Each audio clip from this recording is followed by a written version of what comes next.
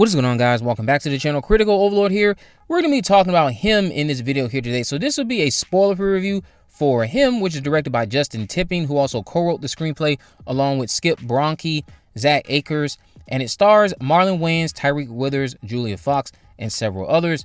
Now, this film is supposed to come out, well, as of this video being uploaded, it's supposed to come out tonight. It's supposed to be out this Friday everywhere else, but usually if the embargo is this late, that's a bad sign. And unfortunately, in the case of him, that bad sign is true. Well, for me anyway. I don't know what everyone else's reviews are going to be like because I am not going to give you a positive review. I'm just going to get that right out of the way. But let's talk about what the film is about.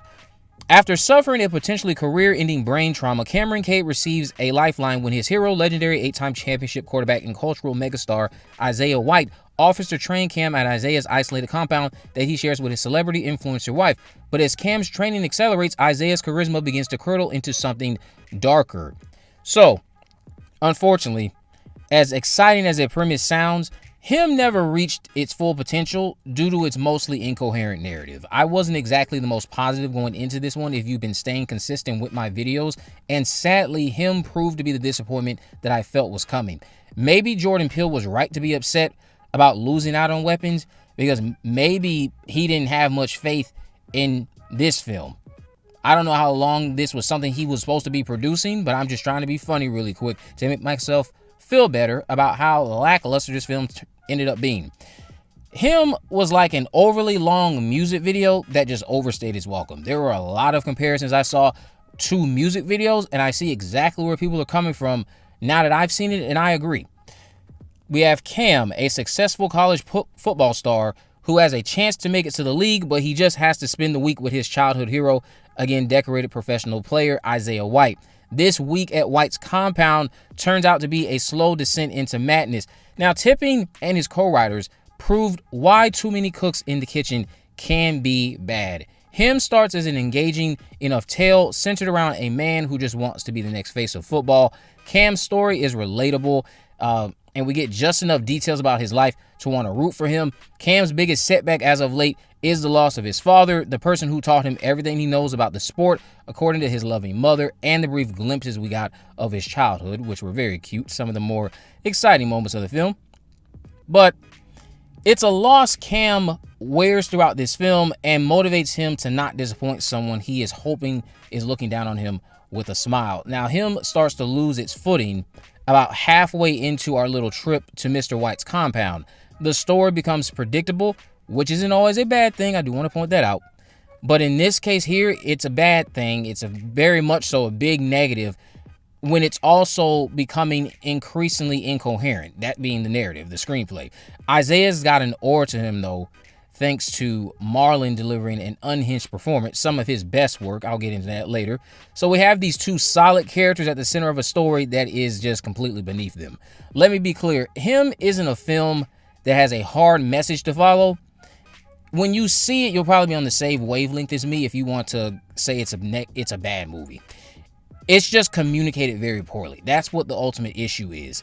Isaiah spoon feeds us what's going on in a not so cryptic capacity several times, and it builds to a lot of brutal drills, uncomfortable conversations, and a third act that is the highlight of the story, but feels unearned due to our sloppy trip to get here.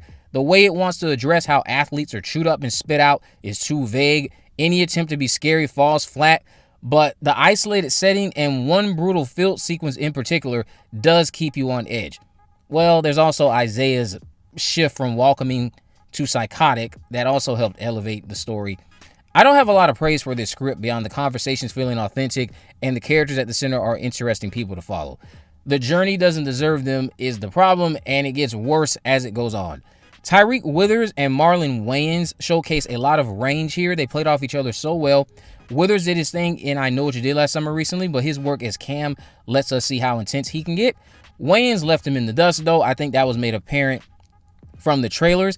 Being used to his comedic side enhances how psychotic he gets here. It makes the performance just that much more unnerving because it's like, this isn't the Marlon I know and love. But then again, I'm also impressed at how he can leave that side behind and tap into something like this. He sprinkles in some of the humor, and that only makes Isaiah more concerning to me as a viewer because I'm just so unused to seeing Marlon perform like this. Julia Fox was fine. But him's mostly Withers and Wayans battling for the right to say who had the better performance. Everyone else holds their own, while these two just, mostly carried. Tipping does a great job again, making us feel isolated, paranoid, and uneasy. But the pacing of this film is torture. I'd argue a lot of it is due to us waiting for an ending that's constantly being told to us since the beginning of the film. The cinematography, that was gorgeous, and I dug the X-ray scenes, made me nostalgic for episodes of 1,000 Ways to Die, and added another layer of brutality to the intense compound sequences. But all in all, this is a very forgetful movie. I would have to give him a solid, I'm going to just be a little generous and say 4.5 out of 10. I did not vibe with this movie. I did not vibe with it. It might age better on a couple of rewatches, but I don't have plans to rewatch this anytime soon. Shout out to Marlon Wayans, though, and Tyree Withers. You guys did your thing. I love your performances. That might be the only thing that gets me to rewatch this down the road. And I do see potential for Justin Tipping going forward. It's just that the screenplay here really bogged down the overall film. But let me know what you guys think about all this down in the comment section below. If you haven't already, of course, make sure you subscribe, turn on post notifications. In this video, in the description, I have links to all my social media accounts. I'm on Facebook, Twitter, and Instagram. You can message me there to let me know if there's any movies, news, or reviews you'd like me to cover in the future. And with all that in mind, guys, I will see you in the next video.